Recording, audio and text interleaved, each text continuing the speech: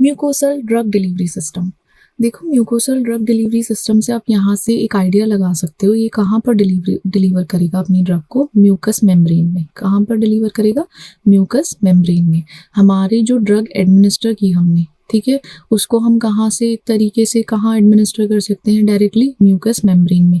जैसे आप कुछ देखा होगा, ओरल में हम लोग लेते हैं बक्कल या सबलिंगुअल में, या तो आप चीक्स के साइड में लोगे, वहाँ वो हमारा बक्कल कैविटी हो जाएगा एक तरीके से, और सबलिंगुअल हमारी टंग के नीचे का जो पार्ट होता है या टंग के नीचे का जो फ्लोर होता है माउथ में, वो सबलिंगुअल होता है, वहाँ पे आप लोगे। तो वहाँ से क्या होगा, डायरेक्टली वो आपके एक तरीके से जल्दी ज़्यादा एब्जॉर्ब होगा और उसका एक्शन जल्दी शो होगा। वहीं पे nasal, pulmonary, vaginal, rectal region भी हमारे आते हैं, जिसमें हमारा mucosal drug delivery system work करता है। अब ये है, यहाँ पे जो टिश्यू लेयर होती है वो क्या होता है? थिन होती है। थिन टिश्यू लेयर होती है, वो म्यूकस बनाता है। ठीक है, म्यूकस बनाने से क्या होगा? ड्रग एब्जॉर्प्शन में हेल्प करेगा, कि जो ड्रग का एब्जॉर्प्शन है वो रेट बढ़ जाएगा। तो म्यूकस जो हमारी ड्रग डिलीवरी सिस्टम है, एक तो एब्जॉर्प्शन को अच्छा करती है, अगर आप देखोगे तो हम इसको एसिड डिलीवर करने के लिए कर सकते हैं। हमारा जो ये MDDS है ना, ये NDDS का ही पार्ट है, नोवल ड्रग डिलीवरी सिस्टम का ही एक पार्ट हमारा आता है MDDS, mucosal drug delivery system. देखो, यहाँ पे जो हम पढ़ रहे हैं ना, बहुत सारे ड्रग डिलीवरी सिस्टम है जो मॉडिफाइड है, नोवल हैं, जिनकी नई नई टेक्निक से हम एट्स फास्टर रेट पे ड्रग को डिलीवर कर सकते हैं, या ऐसा कौन सा मेम्ब्रेन है या ऐसा कौन सा चीज़ को हम बॉडी में यूज़ करके अपनी ड्रग डिलीवरी सिस्टम को इम्प्रूव कर सकते हैं। ठीक है, ये होता है। अब क्लासिफिकेशन हमने पढ़ लिया था कि म्यूकस मेम्ब्रेन जहाँ पर होगी वहीं से mucosal drug delivery system start होगा। जैसे हमारी ओरल म्यूकोसल डिलीवरी जो है वो बक्कल और सबलिंगुअल में डिलीवर होती है। ठीक है, वहीं नेजल है, हमारी नेजल ड्रग डिलीवरी सिस्टम होगा। ठीक है, जहाँ जहाँ जो जो चीज़ यूज़ हो रही है, जैसे डिलीवरी कहाँ से हो रही है? पल्मोनरी से हो रही है, ओरल से हो रही है, वेजाइना से हो रही है, वेजाइनल से, ऑप्थेल्मिक है, ऑटिक है, या इंटेस्टिनल डिलीवरी है, तो ये हमारी म्यूकोसल ड्रग डिलीवरी सिस्टम में आ जाती है। अगर आपको पता है कहाँ कहाँ म्यूकस मेम्ब्रेन प्रेजेंट है, या जो हमारी म्यूकस मेम्ब्रेन टिश्यूज़ हैं जो सिक्रीट करते हैं म्यूकस एक तरीके से, उनके थ्रू आप आइडियाज़ लगा सकते हो। वहाँ से आप क्लासिफिकेशन इजीली कर पाओगे कि कौन कौन से हमारे पार्ट्स थे या क्लासीफाई किस बेसिस पे होता है। अब जैसे हमारा ओरल म्यूकोसल डिलीवरी है, वहाँ पे बक्कल डिलीवरी, ये बक्कल जो होता है हमारे चीक एरिया में होता है। चीक एरिया में हम ड्रग को प्लेस करेंगे और जो एब्जॉर्प्शन होगा वो कहाँ से होगा? वो हमारे ब्यूकल बक्कल म्यूकोसा से होगा, डायरेक्ट वहीं से रिलीज हो जाएगा। हमारा सस्टेन रिलीज के लिए बहुत अच्छा होता है कि सस्टेन रिलीज होगा धीरे धीरे, और ये हमारे लिवर के मेटाबॉलिज्म को ना बाईपास कर जाता है। ठीक है, आप खुद सोचो, डायरेक्ट सिस्टमिक सर्कुलेशन में अगर ये जा रहा है इस म्यूकोसा मेम्ब्रेन के थ्रू, तो वहाँ लिवर तक तो पहुँचेगा नहीं, एक तरीके से सोचा जाए तो वहाँ पे बाईपास कर जाता है हमारे लिवर के मेटाबॉलिज्म को। वहीं हमारा है सबलिंगुअल डिलीवरी। सबलिंगुअल डिलीवरी हमने क्या बोला था? जो हमारे टंग के नीचे का फ्लोर होता है, फ्लोर सरफेस होता है, वहाँ पे हम ड्रग को रिलीज करते हैं। अगर आप कभी भी देखोगे, फॉर एग्जाम्पल, कभी भी अगर बीपी के पेशेंट को, जिसको बीपी हाई है, हमें उसको ड्रग जल्दी से देनी है, जिससे उसका रैपिड ऑनसेट हो, एकदम से उसको इफेक्ट शो करे, तो हम क्या देंगे उसके ना, लाइक टंग के नीचे सबलिंगुअल कैविटी, जो सबलिंगुअल डिलीवरी सिस्टम के थ्रू हम उसको वो ड्रग दे देंगे। उससे क्या होगा? जो फर्स्ट पास मेटाबॉलिज्म है उसको अवॉइड कर देगा। ठीक है, ये हमारा इसलिए यूजफुल है कि हमें जल्दी एक्शन, रैपिड एक्शन के लिए भी बहुत यूजफुल होते हैं। और वहीं आते हैं हमारे नेजल डिलीवरी। नेजल में नेजल म्यूकोसा प्रेजेंट होता है। जो नेजल कैविटी होती है ना, वहाँ पे हमारा म्यूकोसा मेम्ब्रेन है, वहाँ पे एक तरीके से जैसे डीकंजेस्टेंट है, वो हमारे लोकल इफेक्ट्स देंगे, और जैसे कुछ माइग्रेन के ट्रीटमेंट के लिए हम सिस्टमैटिक इफेक्ट्स देखेंगे जो नेजल डिलीवरी से डायरेक्ट हम उनको डिलीवर कर सकते हैं। पल्मोनरी, कुछ भी लंग्स म्यूकोसा तक पहुँचाना है, कि अगर हमें लंग्स म्यूकोसा टारगेट है तो उसमें इनहेलर्स या नेबुलाइजर यूज़ किए जाते हैं। वो डायरेक्टली क्या करेंगे? आपके रेस्पिरेटरी डिजीज या सिस्टमैटिक डिलीवरी कर पाएंगे। ठीक है, पल्मोनरी लंग्स तक आपको कुछ भी पहुँचाना है। वहीं हमारा रेक्टम है, लोकल यूज़ के लिए अगर ड्रग एडमिनिस्टर करनी है तो हम उसको वहाँ पर दे सकते हैं। वेजाइनल डिलीवरी में, वेजाइनल म्यूकोसा में, ये भी एक तरीके से डायरेक्टली अप्लाई कर सकते हैं। ठीक है, ये हमारे नॉर्मल क्लासिफिकेशन है कि हम म्यूकोसल ड्रग डिलीवरी सिस्टम कहाँ कहाँ यूज़ करते हैं। कौन कौन सी ऐसी जगह है जहाँ पे हम यूज़ कर सकते हैं। वहीं हमारा ऑप्थेल्मिक डिलीवरी है। ऑप्थेल्मिक में हमारा आइज़ आ जाता है, जो आइज़ के म्यूकोसा को टारगेट करता है। जब भी कभी लोकल ट्रीटमेंट देना हो हमको, तो हम ऑप्थेल्मिक डिलीवरी कराते हैं। जैसे कि इन्फेक्शन हो गया हो या फिर कुछ लुब्रिकेशन प्रोवाइड करना हो आई की म्यूकोसा को, तब हम कराते हैं। ऑटिक में हमारा ईयर आ जाएगा, ठीक है। ईयर कैनाल के थ्रू हम अपना ड्रग एडमिनिस्टर करते हैं। जब भी कभी ईयर इन्फेक्शन हो जाता है, कुछ हो जाता है, तो हम ईयर के थ्रू भी इसको डिलीवर कर सकते हैं, क्योंकि वहाँ भी म्यूकस मेम्ब्रेन है। इंटेस्टिनल डिलीवरी में जो कुछ एनडीडीएस टेक्निक होती है, वो टारगेट क्या करती हैं, इंटेस्टिनल म्यूकोसा को। हम म्यूकोसा को टारगेट इसलिए करते हैं कि जिससे ना हमारा ड्रग का एब्जॉर्प्शन एनहांस हो सके, बढ़ सके, इसलिए हम टारगेट करते हैं। कॉमनली अगर हम उसको क्लासिफाई करें, वैसे हम उसको म्यूकोसा डिलीवरी नहीं कह सकते, बट स्टिल एनडीडीएस जो है, एनडीडीएस टेक्निक में बहुत सारी ऐसी टेक्निक है जो हमारे इंटेस्टाइन के म्यूकोसा को टारगेट करते हैं, ठीक है। स्पेसिफिकली ज़रूरी नहीं है कि उसमें हमारा म्यूकोसल ही आए, और भी आ सकते हैं जो एनडीडीएस टेक्निक्स के अंदर आते हैं। वहीं पे जो प्रिंसिपल फॉलो करता है हमारा म्यूकोसल ड्रग डिलीवरी सिस्टम, वो प्रिंसिपल फॉलो करता है बायो एडेशन या म्यूको एडेशन। देखो, जब भी कभी हमें ड्रग डिलीवर करनी है, ठीक है, हमें सारा सिस्टम हमारा ड्रग डिलीवरी का ही है, तो इसमें हमारी जो एबिलिटी है ड्रग डिलीवर करने की, वो एक तरीके से एडेयर कर सके बायोलॉजिकल टिश्यूज़ को, ठीक है।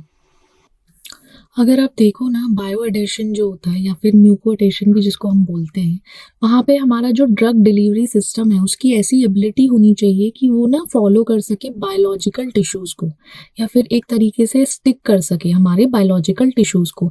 अगर आप म्यूकोसल ड्रग डिलीवरी सिस्टम के कॉन्टेक्स्ट में देखोगे इसको, तो जो म्यूको एडेशन होता है, वो इंश्योर करता है कि जो हमारी फॉर्मुलेशन है ना, वो म्यूकोसल सरफेस के कॉन्टेक्ट में रहे, स्टिक रहे हमारे म्यूकोसल सरफेस, जिससे कि ज़्यादा लंबे समय तक रहेगा। तो उसका क्या होगा, ड्रग का एब्जॉर्प्शन बढ़ेगा, ड्रग की एफिकेसी बढ़ेगी। तो इसलिए ये है कि हमारा जो ड्रग डिलीवरी सिस्टम है, या जो हमारी ऐसी फॉर्मुलेशन है, हमारी ऐसी फॉर्मुलेशन होनी चाहिए कि जो हमारे म्यूकोसल सरफेस से चिपक सके या स्टिक हो सके। स्टिक होगा, क्या होगा, ज़्यादा लंबे समय के लिए, तो एब्जॉर्प्शन बढ़ेगा, एफिकेसी बढ़ेगी। और वहीं अगर आप देखो, हमारा जो म्यूको एडेशन है, उसके प्रिंसिपल क्या है। एक तो हमारा इलेक्ट्रॉनिक इंट्रैक्शन है। इलेक्ट्रॉनिक इंट्रैक्शन में हाइड्रोजन बॉन्डिंग होती है। वहाँ पे हाइड्रोजन बॉन्ड का फॉर्मेशन होगा किसके बीच में, हमारे पॉलीमर के बीच में और म्यूसिन ग्लाइकोप्रोटीन के बीच में। पॉलीमर और म्यूसिन के बीच में हमारा हाइड्रोजन बॉन्ड फॉर्म करेगा। वहीं पे अगर वैंडर वाल्स फोर्स देखा जाए, वहाँ पे वीक अट्रैक्शन होता है पूरे एडेशन के बीच में, ठीक है। अगर ओवरऑल देखा जाए, उसका वीक अट्रैक्शन होता है, वीक अट्रैक्शन कंट्रीब्यूट करता है एडेशन के टाइम पे। ये हमारा इलेक्ट्रॉनिक इंट्रैक्शन था। वहीं हमारा मैकेनिकल इंटरलॉकिंग आता है। मैकेनिकल इंटरलॉकिंग में जो हमारा सरफेस रफनेस के बेसिस पे होता है, हमारा जो पॉलीमर चेन है, वो क्या करेगा, म्यूकोसल सरफेस जो है इंटरपेनिट्रेट करेगा, ठीक है। इरेगुलरिटीज जो है, म्यूकोसल सरफेस इरेगुलरिटीज हैं, वहाँ पे इंटरपेनिट्रेट करेगा। क्या करेगा, एक फिजिकल बॉन्ड बनाएगा। जो हमारा ये पॉलीमर है ना, पॉलीमर और म्यूकोसल सरफेस है, इसके बीच में पेनिट्रेट करेगा। इंटरपेनिट्रेट करने के बाद क्या होगा, इनके बीच में एक फिजिकल बॉन्ड बन जाएगा। उसको हम मैकेनिकल इंटरलॉकिंग बोलते हैं। वहाँ हमारा आता है फिर फ्रैक्चर एडेशन। फ्रैक्चर एडेशन में हमारी एनर्जी बेस्ड एडेशन होता है।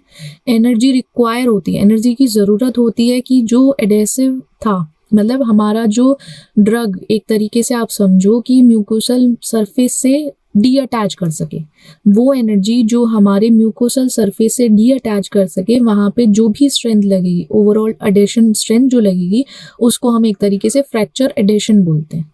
फ्रैक्चर एडेशन फ्रैक्चर एडेशन का याद रखो, वहाँ पे एनर्जी है, एनर्जी बेस्ड एडेशन है। अब इसमें ये बोला था कि जो हमारा म्यूको एडेशन है, ये कोई ऐसी फॉर्मुलेशन है, हमारी फॉर्मुलेशन हमारी म्यूकस सरफेस से जाकर, म्यूकोसल सरफेस से जाके चिपक गई, स्टिक हो गई। अब उसको स्टिक जो हो गई है यहाँ पे, उसको छुटाने के लिए, डिटैच करने के लिए कुछ एनर्जी रिक्वायर होगी। तो वहीं पे जो एनर्जी रिक्वायर एडेशन होगा, उसी को हम फ्रैक्चर एडेशन बोलते हैं, ठीक है। बहुत सिंपल है। वहीं पे हमारा डिफ्यूजन थ्योरी आ जाती है। डिफ्यूजन थ्योरी में इंटरपेनिट्रेशन होता है, इंटरपेनिट्रेशन पॉलीमर और म्यूसिन चेन के बीच में, ठीक है। जैसे हमारा पॉलीमर चेन है, वो डिफ्यूज हो जाता है म्यूकोसल सरफेस में, ठीक है।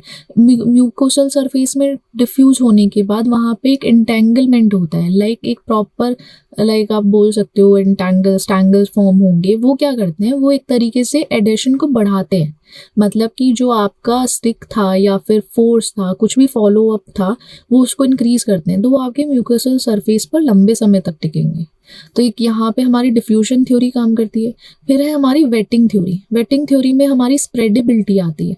स्प्रेडेबिलिटी मतलब जितने एडुकेट वेटिंग होती है, ठीक है, एक तरीके से वेट होगा हमारा म्यूकोसल सरफेस, ठीक है, उसको क्या करेंगे हम वहाँ पे बाय द फॉर्मुलेशन।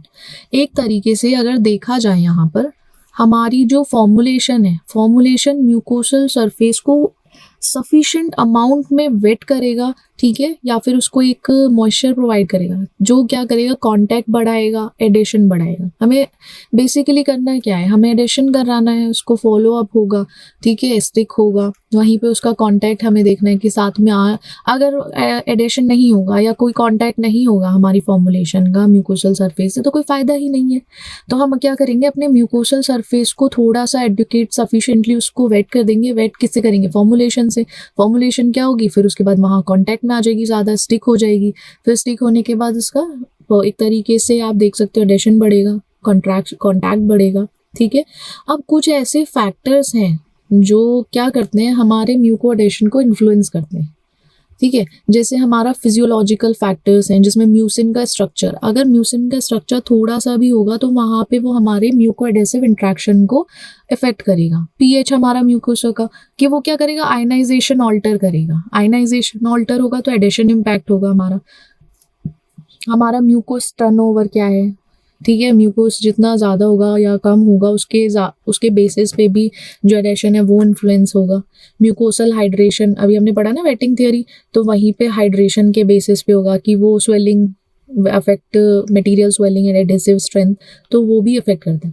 देखो म्यूसिन का स्ट्रक्चर, पीएच, म्यूकस का टर्नओवर, म्यूकस का हाइड्रेशन, ये फिजियोलॉजिकल फैक्टर्स हैं जो हम देखेंगे कि इनका होना, इनका ज़्यादा होना, इनका कम होना, वो कहीं ना कहीं किसको अफेक्ट करेगा, एडेशन को अफेक्ट करेगा, ठीक है। वहीं हमारा बायोलॉजिकल फैक्टर है। बायोलॉजिकल फैक्टर में अगर देखोगे आप, उसमें हमारा एपिथेलियम का टाइप क्या है। अब देखो हर डिफरेंट स्ट्रक्चर होता है एपिथेलियम का, कुछ भी साइट हो सकता है या कोई सी भी ऐसी साइट हो गई जैसे बक्कल हो गया या नेजल इन्फ्लुएंस, तो वो हमारे एडिशन को इन्फ्लुएंस करता है।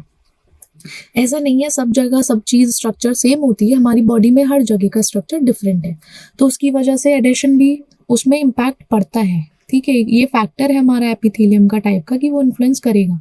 सेल टर्नओवर में फास्टर टर्नओवर जो होगा वो क्या करेगा, एडिशन टाइम रिड्यूस कर देगा, ठीक है। जितना ज़्यादा फास्टर टर्नओवर होगा वहीं पे एडिशन टाइम कम हो जाएगा हमारा। अब एंजाइम है हमारा, जो म्यूकोसल एंजाइम होते हैं ना, वो डिग्रेड कर देते हैं म्यूको एडेसिव मटीरियल को। अगर by chance muco adhesive force हो गया या फिर किसी मटीरियल में है, अगर हमारी फॉर्मुलेशन में म्यूको एडेसिव मटीरियल है, तो क्या करेंगे, जो हमारे वहाँ के एंजाइम होंगे ना, म्यूकोसल एंजाइम, वो एक तरीके से उसको डिग्रेड करना शुरू कर देते हैं। वहीं पे हमारी डिजीज स्टेट है, कुछ ऐसी डिजीज होती हैं, या जैसे इन्फ्लेमेशन हो गया, इन्फ्लेमेशन भी एक तरीके से एडेशन को इम्पैक्ट करता है, ठीक है। म्यूकस की थिकनेस किस बेसिस पे, अगर ज़्यादा थिकर लेयर होगी तो पेनिट्रेशन में अफेक्ट करेगा और एडेशन में अफेक्ट करेगा। तो इस तरीके से ये सब हमको याद रखना है कि क्या क्या फैक्टर्स हो सकते हैं फिजियोलॉजिकल और बायोलॉजिकल फैक्टर्स के बेसिस पे, कि कैसे हमारा जो एडेशन है या फिर एडिसिव स्ट्रेंथ है वो किस तरीके से इफेक्ट होती है, क्या उसमें चेंजेस आते हैं, और कैसे हमारा जब चेंजेस आएंगे तो हमारा बाइंड नहीं हो पाएगी। बाइंड मतलब एक तरीके से फॉर्मुलेशन लंबे समय तक वहाँ नहीं टिक पाएगी, और जब नहीं टिकेगी तो वो वहाँ एब्जॉर्प्शन नहीं होगा। अब हमारे जो म्यूसिन है, म्यूसिन का क्या रोल है एडेशन में, क्या काम करता है, जैसे विस्को इलास्टिक प्रॉपर्टीज है, उसमें क्या होता है, जैसे influence interaction with delivery system, ये हमारा क्या करता है, म्यूसिन एक तरीके से इंट्रैक्शन को इन्फ्लुएंस भी होता है वहाँ पे हमारे ड्रग डिलीवरी सिस्टम के साथ भी, ठीक है। आप इसको ऐसे समझो, अगर दोनों को आप अलग तोड़ के देखोगे ना, एक तो हमारा कोई भी मटेरियल है, मटेरियल के पास हमारी इलास्टिक प्रॉपर्टी भी है और हमारा जो विस्कोसिटी है, विस्कस है, वो भी है, तो उसकी वजह से भी हमारा इफेक्ट शो होगा एक तरीके से आप देखो, ठीक है। वहीं बैरियर फंक्शन का एक तरीके से प्रोटेक्टिव लेयर प्रोवाइड करता है कि जिससे लंबे समय तक एडेशन हो पाए। हमारा बाइंडिंग साइट जो है, हमारा फंक्शनल ग्रुप है म्यूसिन पे, वो हेल्प करता है किसके लिए? एडिशन के लिए हेल्प करता है। फंक्शनल ग्रुप जो म्यूसिन पे प्रेजेंट है वो एडिशन में हेल्प करेगा आपको। तो इस तरीके से म्यूसिन का बहुत ज़्यादा रोल है कि वो एडिशन में हेल्प करता है, ठीक है। अब हमारा जो कॉन्सेप्ट है म्यूकोसल ड्रग डिलीवरी सिस्टम का, वो कॉन्सेप्ट ये कि जो हमारी ड्रग डिलीवर होगी या एडमिनिस्टर होगी ड्रग, वो किसके थ्रू होगी? म्यूकोसल सरफेस के थ्रू। जो पास ऑन होगी वहाँ से होगी, म्यूकोसल सरफेस से, जो हमने देखा था जितनी सारी कैविटीज़ हैं या कहाँ कहाँ से एडमिनिस्टर कर सकते हो। वो उसका एडवांटेज क्या है? ये लोकलाइज्ड इफेक्ट शो करेगा, लोकलाइज इफेक्ट शो करेगा, बाईपास कर देगा हमारे लिवर मेटाबॉलिज्म को, और बायो अवेलेबिलिटी भी इम्प्रूव होगी। अब जो की म्यूकोसल साइट हैं, जो मेन साइट्स हैं, ठीक है, हमने ऊपर पढ़ा बहुत सारी साइट्स थी, अब जो की हैं वो 5 हैं। एक तो हमारा ओरल मान लो, जिसमें हमारा बकल और सबलिंगुअल आ गया, ठीक है। वहाँ पे highly permeable protective mucus layer होती है। आप जब सबलिंगुअल में जाओगे, टंग के नीचे के पार्ट पे, फ्लोर पे, वहाँ पे, ठीक है। नेजल म्यूकोसा में देखो वैस्कुलराइज्ड होता है, क्यों? रैपिड ड्रग एक्शन शो होने के लिए। वहाँ पे जो हमारे सीलिएटेड सेल्स होते हैं ना, वो क्या करते हैं? म्यूकस क्लियरेंस में हेल्प करते हैं। तो एक तरीके से नेजल म्यूकोसा। अब माउथ से स्टार्ट करो, ओरल, फिर नेजल, फिर हमारा रेक्टल, विजाइनल, ऑक्यूलर, ठीक है। ये ऐसे हैं जहाँ पे सिस्टमिक डिलीवरी जल्दी होती है, बाईपास कर देगा लिवर मेटाबॉलिज्म को। विजाइनल में जो है स्ट्रेटिफाइड एपिथेलियम क्या है, वो अफेक्ट करते हैं। कैसे अफेक्ट होता है? वो हार्मोन्स के थ्रू अफेक्ट होता है। हार्मोन्स जैसे इफेक्ट करेगा तो कुछ चेंजेस आएंगे। वहीं पे ये हमारी लोकल और सिस्टमैटिक डिलीवरी के लिए सही होता है वेजाइनल म्यूकोसा में डायरेक्टली डिलीवर करना। तो ऑक्यूलर म्यूकोसा है, ठीक है, जैसे हमारी आई है, वहाँ पे थिन लेयर सरफेस है, तो वहाँ पे टॉपिकल ड्रग डिलीवरी की तरह भी इसको यूज़ कर सकते हो। एक तरीके से हमारा म्यूकस मेम्ब्रेन, जो म्यूकस मेम्ब्रेन है ना, उसके थ्रू ही पास ऑन करना है सबको, ठीक है, म्यूकोसल सरफेस के थ्रू। अब इसमें ट्रांसपोर्ट कैसे होता है? अगर आप सोचो इसका मैकेनिज्म क्या है ट्रांसपोर्टेशन का? पैसिव डिफ्यूजन होता है। सबको पता है डिफ्यूजन में पैसिव क्या होता है? हाई टू लो कंसंट्रेशन होगा, और जो लाइपोफिलिक ड्रग्स होती हैं उनके लिए यूज़ करते हैं। फैसिलिटेटेड डिफ्यूजन होता है, जहाँ पे हमारा एक प्रोटीन कैरियर की तरह काम होगा। फैसिलिटेट मतलब आप किसी के थ्रू पास करते हो ड्रग, ठीक है। वहाँ पे हमारा एक कैरियर प्रोटीन होगा। आप किसी के, जैसे विक्रम बेताल है ना, तो उसके कंधे पे चढ़ के जाता है, तो ऐसे ही हमारा जो डिफ्यूजन होगा वो कैरियर प्रोटीन के थ्रू होगा। हमारी ड्रग जो मूव करेगी वो उसके थ्रू होगा। वहीं हमारा एक्टिव ट्रांसपोर्ट है। एक्टिव ट्रांसपोर्ट में जो हमारा कैरियर प्रोटीन है वो ग्रेडियंट के अगेंस्ट, मतलब जैसे हमारा कोई भी कंसंट्रेशन ग्रेडियंट है उसके अगेंस्ट अपने ड्रग को मूव करता है। इसमें थोड़ा सा ज़्यादा एनर्जी रिक्वायरमेंट होती है, पैसिव में नहीं होती, क्योंकि हाई टू लो कंसंट्रेशन है, वो कंसंट्रेशन ग्रेडियंट के अगेंस्ट नहीं जाता। हमारा एक्टिव ट्रांसपोर्ट को भैया बड़ी मेहनत करनी है। एक्टिव समझ लो, एक्टिव है तो उसको खेल कूद, उछल कूद करने की आदत है।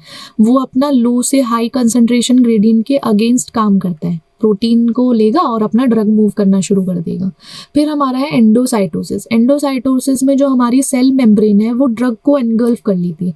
हमारी सोचो यहाँ पे ड्रग है तो क्या करेगा? इसको एनगल्फ कर लेगी, खा जाएगी। एक तरीके से वेसिकल्स फॉर्म करेगी। वो वेसिकल्स क्या करेंगे? उसके थ्रू उसका ट्रांसपोर्टेशन होगा। तो आपको ट्रांसपोर्ट मैकेनिज्म याद होना चाहिए, जो हमने सब पढ़ चुके हैं, I think B.Pharm first semester में पढ़ चुके हैं।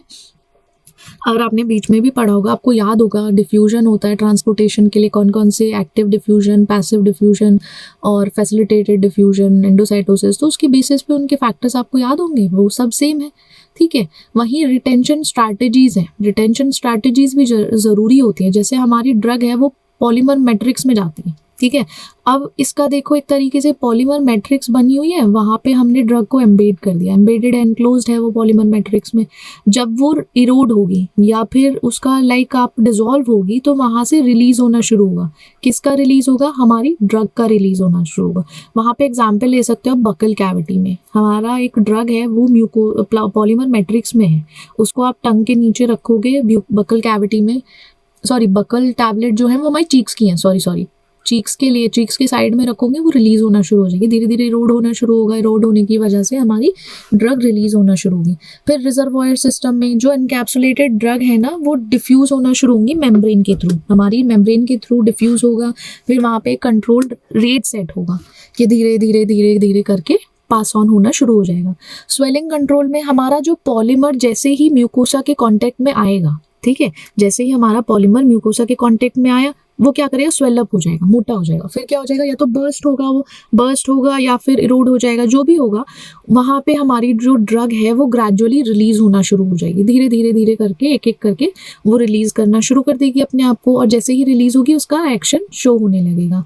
एडवांटेज क्या है, एक तो देखो हमारे पेशेंट कंप्लायंस में इम्प्रूवमेंट लाता है कि हमारा जो लाइक पेशेंट एडेरेंस है पेनलेस होगा, एक तरीके से पेनलेस रूट है, आपको उसे ऐसा नहीं है कि आपको कुछ करना है उसमें, अगर आप उसको अपनी बकल कैविटी या सबलिंगुअल कैविटी में रखते हो, ओरली जब एडमिनिस्टर कर रहे हैं आपके पेशेंट, तो वो एकदम से उसमें कुछ उनको swallow नहीं करना, कुछ नहीं करना, डायरेक्टली उसको एब्जॉर्ब हो जाएगा, उसका रैपिड एब्जॉर्प्शन, जो बताया कि रैपिड एब्जॉर्प्शन जल्दी से होता है, ठीक है, लार्जर एरिया होता है म्यूकोसल टिश्यू का, तो उसकी वजह से क्या होता है, हमारा रैपिड एब्जॉर्प्शन होता है।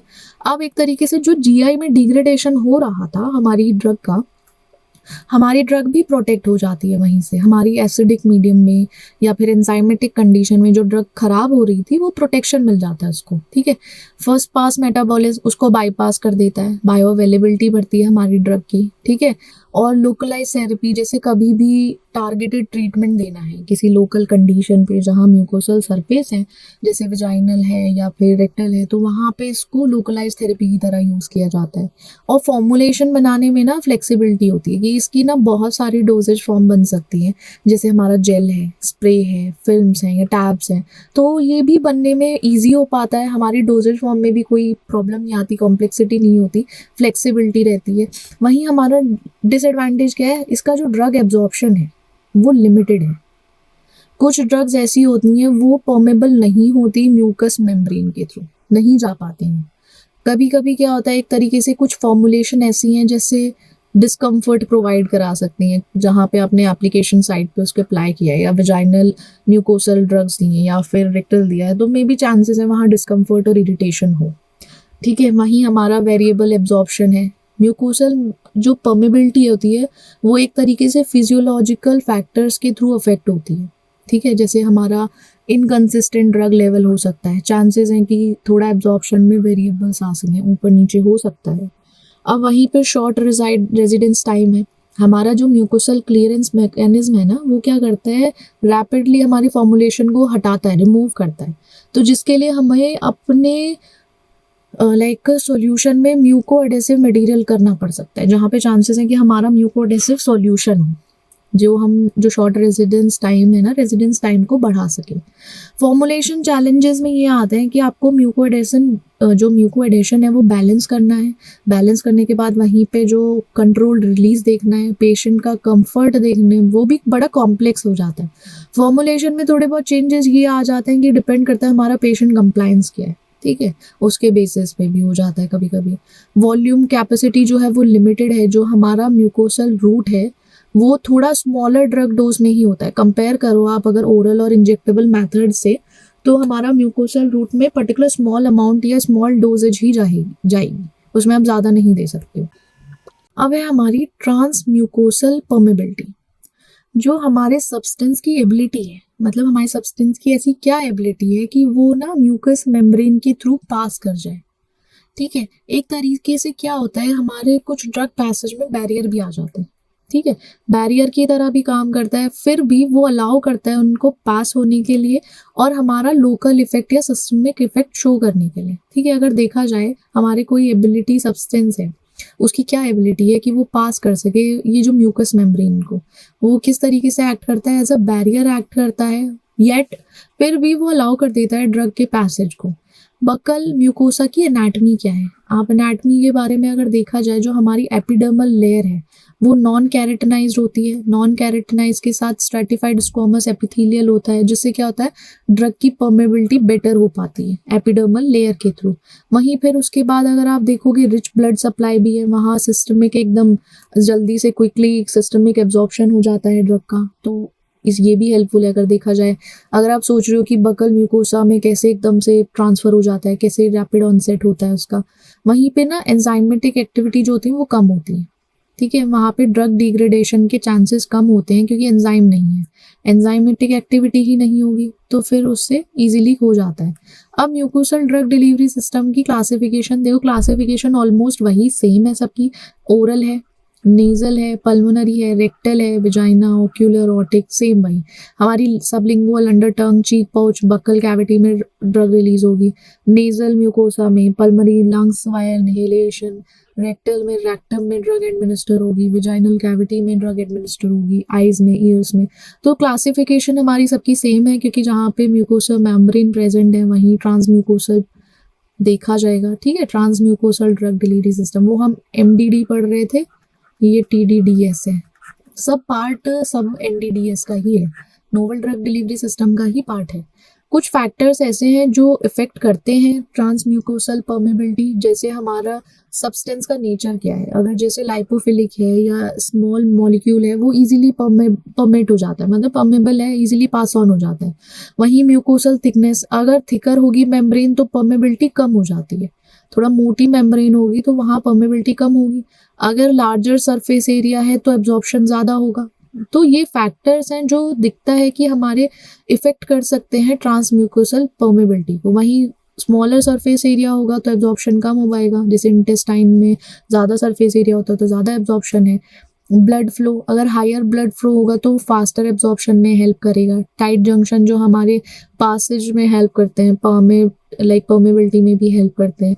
हमारा जो पीएट है वो ड्रग का आयनाइजेशन इफेक्ट करता है, या चार्ज जो है उसके बेसिस पे अगर देखो हमारी परमेबिलिटी इफेक्ट होती है। एंजाइमेटिक ब्रेकडाउन या एंजाइमेटिक बैरियर्स में आप देखोगे वहाँ एंजाइम का ब्रेकडाउन हो जाता है ड्रग्स का। ठीक है, वो क्या करेगा, ड्रग को तोड़ देगा, उसकी वजह से क्या होगा, हमारी ड्रग की परमेबिलिटी कम हो जाएगी। अब देखो एडवांटेजेस भी हैं, रैपिड ऑनसेट, जल्दी काम होगा, फर्स्ट पास मेटाबॉलिज्म अफेक्ट उसको पास ऑन कर देगा, लिवर डिग्रेडेशन होने से बच जाएगा। और अल्टरनेटिव क्या है कि लेस इन्वेसिव डिलीवरी है, तो वहाँ इंजेक्शन का अल्टरनेटिव भी है कि आप इसको यूज कर लो। अब स्ट्रैटेजीज, हमें परमेबिलिटी बढ़ानी है तो क्या है, एक तो पेनिट्रेशन एनहांसर यूज कर लो, कि जो टेम्परेली जो लूज इन थे टाइट जंक्शंस के थ्रू, वो एक स्ट्रैटेजी है। नैनो कैरियर्स हो गए, जैसे हमारे लाइपोसोम्स हैं या नैनो पार्टिकल्स हैं, वो क्या करते हैं, हमारी एब्जॉर्प्शन को बढ़ाते हैं, तो उसको लाइपोसोम्स के बेसिस पे या नैनो पार्टिकल्स के बेसिस पे यूज कर लो। वहीं प्रो ड्रग अप्रोच जो होता है, जो हमारी एक तरीके से मॉडिफाइड ड्रग होती है, वो परमेबिलिटी को इंक्रीज करती हैं और क्या करती हैं, वो कन्वर्ट बैक हो जाती हैं एक्टिव फॉर्म में बॉडी के अंदर ही, ऐसा नहीं है बॉडी के बाहर, बट वो पहले तो इनएक्टिव फॉर्म में रहती हैं, जैसे ही वो बॉडी के अंदर आती हैं, इनसाइड आती हैं, तो क्या होता है, हमारी वो बैक टू एक्टिव फॉर्म में आ जाती हैं। उन्हें हम प्रो ड्रग अप्रोच भी देख सकते हैं कि हम ये स्ट्रैटेजीज यूज कर सकते हैं। अभी हमने देखा था कैविट बकल सिस्टम भी है, वहाँ पे बकल जो आपका चीक है, चीक में जो बकल म्यूकोसा है, वहाँ पे ड्रग एब्जॉर्प्शन होगा, वहाँ इस कैविटी के थ्रू आप या इस पर्टिकुलर म्यूकोसल मेम्ब्रेन के थ्रू आप पास करा सकते हो, जिसमें लिवर मेटाबॉलिज्म जो है वो बाईपास हो जाता है और हमारी बायोअवेलेबिलिटी इंक्रीज होती है। वहीं पे बकल डोजेज फॉर्म जो है वो म्यूको एडेसिव टैबलेट्स हैं, कुछ जैसे पैचेस ऑफ फिल्म्स होती हैं वो यूज़ होती हैं, सेमी सॉलिड्स और पाउडर्स यूज़ होते हैं। अब जो म्यूको एडेसिव टैबलेट्स होती हैं उनमें म्यूको एडेसिव पॉलीमर यूज़ होता है, जैसे HPMC, चिटोसन, वो क्या करते हैं, परमिशन एनहांसर होता है, परमेबिलिटी को इंक्रीज करते हैं। अब जैसे इसका एडवांटेज है कि लंबे समय तक रिलीज शो करना है, जैसे बायोअवेलेबिलिटी बढ़े तो वहाँ हेल्प होता है म्यूको एडेसिव टैबलेट्स का। चैलेंजेस ये आते हैं कि एक थोड़ा सा ना एडेशन मॉइस्ट एनवायरनमेंट में हो तो रिलीज कंट्रोल भी आप इसके थ्रू, ये चैलेंज आ जाता है। पैचेस और फिल्म है, हमारे जो पैचेस और फिल्म बनते हैं वो पॉलीमेट्रिक से बनते हैं, पॉलीमेरिक मैट्रिक्स से, जिसमें PVA पॉलीथाइलिन ऑक्साइड है, किसके साथ, प्लास्टिसाइजर्स के साथ। अब एडवांटेज ये है, ये कंफर्टेबल होता है, फास्ट ऑनसेट शो करता है और यूनिफॉर्म डिस्ट्रीब्यूशन भी होता है इसके थ्रू। चैलेंजेस ये आ जाते हैं, म्यूको एडेशन इंश्योर करता है और ड्रग की यूनिफॉर्मिटी थोड़ा सा देखना पड़ता है कि ड्रग यूनिफॉर्म हो, वो सब हो सके। फिर हमारे जो सेमी सॉलिड्स और पाउडर्स होते हैं उनका एडवांटेज ये है कि एक तो ये सिंपल फॉर्मुलेशन है, ज़्यादा कुछ करना नहीं है, यहाँ पे फास्ट ऑनसेट प्रोवाइड करते हैं क्योंकि इसमें डिसइंटीग्रेशन का प्रोसेस नहीं है, डायरेक्ट एब्जॉर्प्शन हो जाएगा। ठीक है, और हमारे जो चैलेंजेस आते हैं, यूनिफॉर्मिटी आता है कि आपका ना एक प्रॉपर यूनिफॉर्म होना ज़रूरी है, आपका जो पाउडर है या ड्रग का जो फॉर्म है, पाउडर फॉर्म है, वो यूनिफॉर्म होना चाहिए कि अगर यहाँ पर उसका 1 सेंटीमीटर का एरिया डिस्ट्रीब्यूट हुआ है तो यहाँ भी 1 सेंटीमीटर का एरिया, और इससे क्या होता है, एक तरीके से यूनिफॉर्मिटी के चैलेंज आता है कि उसको यूनिफॉर्म नहीं हो पाता। और हमारे जो सॉरी सेमी सॉलिड हैं या पाउडर्स हैं, उसको सलाइवा ना वॉश आउट कर देता है। आपके माउथ में बकल म्यूकोसल मेम्ब्रेन जहाँ तक है वहाँ पे सलाइवा जनरेट होगा, सलाइवा सिक्रीट होगा, तो क्या करेगा, चांसेस हैं वॉश आउट होने के। मैकेनिज्म देखो वही पैसिव डिफ्यूजन के थ्रू होता है, हाई टू लो कंसंट्रेशन में जाता है हमारा ड्रग, लिपोफिलिक लाइपोफिलिक ड्रग्स होती हैं। कैरियर मीडिएटेड है, इसमें हमारा ना ड्रग जो ट्रांसपोर्ट होगा वो स्पेसिफिक प्रोटीन के थ्रू होगा, मतलब हमारा प्रोटीन के साथ वो बाइंड होगा, कैरियर होगा हमारा प्रोटीन, वहीं हमारी ड्रग इसके साथ बाइंड होगी, वो फिर ट्रांसपोर्ट होगा म्यूकोसा में। फिर है हमारा एंडोसाइटोसिस। एंडोसाइटोसिस वही हमारा जो सेल मेम्ब्रेन है वो ड्रग मॉलिक्यूल को एनगल्फ कर लेता है, जो हमारा इंटरनल फैक्टर है, इंटरनलाइजिंग में देखा जाए तब ये सब होता है एंडोसाइटोसिस में। ठीक है, एक तरीके से क्या बन जाते हैं, वेसाइकल्स बन जाते हैं, फिर वो एक तरीके से रोड होते हैं, जो भी सिस्टम उनका होता है वो ऐसे मैकेनिज्म फॉलो करते हैं एंडोसाइटोसिस का। जो हमारे फैक्टर्स हैं जो बकल म्यूकोसा को अफेक्ट करते हैं, एक तो हमारी ड्रग की प्रॉपर्टी क्या है, अगर हमारा जैसे ड्रग की लिपोफिलिसिटी, साइज, आयनाइजेशन और सॉल्युबिलिटी, ये हमारी सारी ड्रग्स की प्रॉपर्टीज होती हैं, वो अफेक्ट करता है हमारे बकल एब्जॉर्प्शन को। ठीक है, वही हमारा सलाइवा फ्लो रेट है कि जल्दी डाइल्यूट होता है, हमारी ड्रग जो है ज़्यादा वॉश अवे नहीं होगी। अगर सलाइवा का फ्लो रेट ज़्यादा है तो चांसेस है हमारी ड्रग जो है जल्दी वॉश आउट हो जाए। बकल हेल्थ, अगर कभी इन्फ्लेमेशन हो तो इन्फ्लेमेशन जब हो जाता है तो चांसेस हैं कि वहाँ पे एब्जॉर्प्शन रेट कम हो। ठीक है, फैक्टर्स जो फॉर्मुलेशन फैक्टर्स होते हैं, वहाँ पे आपकी फॉर्मुलेशन का पीएच जो है, विस्कोसिटी, एक्सीपीएक्स जो है वो प्रॉपर फॉर्म में होने चाहिए। ठीक है, वहाँ पे ये सब चीज़ें हमें पता होनी चाहिए क्योंकि ये बकल एब्जॉर्प्शन को इफेक्ट करते हैं। अब एडवांटेज क्या है, एडवांटेज हमको पता है, बाईपास कर देगा फर्स्ट मेटाबॉलिज्म से, जिससे हमारी एनहांस होगी एक तरीके से, बायो अवेलेबिलिटी जल्दी काम करेगा और हमारा कन्वीनियंट है या पेशेंट कंप्लायंस है, एनहांस करता है, तो ये एडवांटेज है। लिमिटेशन वही है कि कुछ ही ड्रग्स के लिए सूटेबल होता है, सब ड्रग्स, सर्टेन ड्रग्स हैं जिनमें आप इसको यूज़ कर सकते हो, पर्टिकुलरली हर किसी में नहीं यूज़ कर सकते। और जैसे सलाइवा डाइल्यूशन है, उसका क्या होता है, वो हमारी ड्रग कंसंट्रेशन रिड्यूस कर देता है। अब सलाइवा सिक्रीट होगा तो उससे भी हमारी ड्रग की कंसंट्रेशन कम हो जाती है, क्योंकि वॉश आउट हो जाएगा, वॉश अवे हो जाएगा, तो वहाँ पे देखना पड़ता है हमको। अब पोटेंट इरिटेशन, चांसेस हैं वो फॉर्मुलेशन म्यूकोसा को इरिटेट कर दे। ठीक है, तो ये लिमिटेशंस आ जाते हैं। पोटेंट पेशेंट वेरिएबिलिटी की, बकल, हर किसी पेशेंट का जो बकल पीएच है वो डिफरेंट होगा, हर किसी का सलाइवा प्रोडक्शन या सीक्रीशन जो है वो डिफरेंट होगा, वहाँ से क्या होगा, एब्जॉर्प्शन हमारा सा थोड़ा सा इफेक्ट करेगा। वहीं फॉर्मुलेशन जो हम कंसिडर करते हैं, क्या कंसिडरेशन होना चाहिए फॉर्मुलेशन का बकल डिलीवरी सिस्टम में। ठीक है, जैसे कि हम कुछ भी डिज़ाइन कर रहे हैं, इसको डिज़ाइन करेंगे किसके बेसिस पे, कि हमारा जो ड्रग है वो बकल म्यूकोसा के थ्रू एडमिनिस्टर कर सकें, उसके थ्रू जा सके, जो हमारी चीक की लाइनिंग है ना वहाँ से पास ऑन होता है। और इसी तरीके से एडवांटेज हम ऑलरेडी पढ़ चुके हैं, ये सब देख चुके हैं। फॉर्मुलेशन कंसिडरेशन में हमारा म्यूको एडेसिव एजेंट यूज़ करते हैं, उसका पर्पस ये है कि जिससे हमारा जो रेजिडेंस है, रेजिडेंस टाइम मतलब कितने लंबे समय तक हमारा जो ड्रग है वो हमारी बकल म्यूकोसा पे रह सके या चिपक सके, तो उसका टाइम पीरियड इन्हेंस कर देता है, रेजिडेंस टाइम को बढ़ा देता है। जैसे हमारा हाइड्रोक्सी प्रोपाइल मिथाइल सेलुलोज है, HPMC, पॉलीविनाइल एल्कोहल है या चिटोसन्स है, वो as a muco adhesive agent की तरह काम करते हैं। वहाँ पे परमेशन जो इन्हेंसर्स होते हैं परमेबिलिटी को इंक्रीज कर देते हैं, जो हमारा म्यूकोसल बैरियर है उसके थ्रू परमेबिलिटी इंक्रीज होगा, जैसे फैटी एसिड है वो जल्दी पास ऑन होंगे, बाइल सॉल्ट्स हैं, सर्फेक्टेंट्स हैं। डोजेज फॉर्म हमारी टैबलेट हो सकती है, फिल्म्स हो सकते हैं, जेल्स हैं, स्प्रेज हैं, किसी भी फॉर्म में आप उसको ले सकते हो, क्योंकि एक तरीके से क्या होता है, हमारा कॉम्पैक्ट फॉर्म है जो डिसॉल्व होगा हमारे या एडहेर होगा हमारे म्यूकोसा पे। काम वही है, डोजेज फॉर्म आप वही लो जो सूटेबल हो या कंफर्टेबल हो। अब ये डोजेज फॉर्म है, अलग अलग फॉर्मुलेशंस हैं, काम वही करेंगे, म्यूकोसा में ड्रग रिलीज होगा, वही है कि थोड़ा सा एब्जॉर्प्शन में और ड्रग के डिपोजिशन में चेंजेस आ सकता है। फिल्म्स जो हैं वो म्यूकोसल सरफेस पे डायरेक्टली अप्लाई कर सकते हो, स्ट्रिप्स होती हैं फिक्सेबल। जेल सेमी सॉलिड होता है, वो सस्टेन ड्रग रिलीज देता है, थोड़े लंबे समय तक शो करेगा। और जैसे हमारी लिक्विड फॉर्मुलेशन है ना, वो क्या करेगा, रैपिड ड्रग ऑनसेट दिखाएगा, रैपिड ड्रग डिपोजिशन होगा और एब्जॉर्प्शन भी जल्दी होगा। ड्रग रिलीज काइनेटिक में एक तो इमीडिएट रिलीज होता है, इमीडिएट रिलीज में क्या होगा, जल्दी से डिसोल्यूशन होगा, एब्जॉर्प्शन होगा और हमारा जल्दी से थेरेप्यूटिक इफेक्ट आ जाएगा। ठीक है, सब कुछ जल्दी जल्दी है। और सस्टेन्ड रिलीज क्योंकि इमिडिएट है ना, हाथों हाथ काम होगा इमिडिएटली।